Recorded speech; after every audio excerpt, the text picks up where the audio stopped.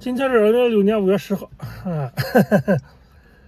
这是来自17的17啊，那个16 Pro 我出来啊，这两个价格差不多啊，平出吧啊。为什么要换17呢？第一是那个128G 的 Pro 16，实在是捉襟见肘，是的，这个人好歹的66还好点啊，那个我定期清照片实在是让人难受啊。好啊，就说这么事吧。第一这，第二呢是前两天这个车上喷上那些油漆垫子，我今天呢来那个人安排来这洗车，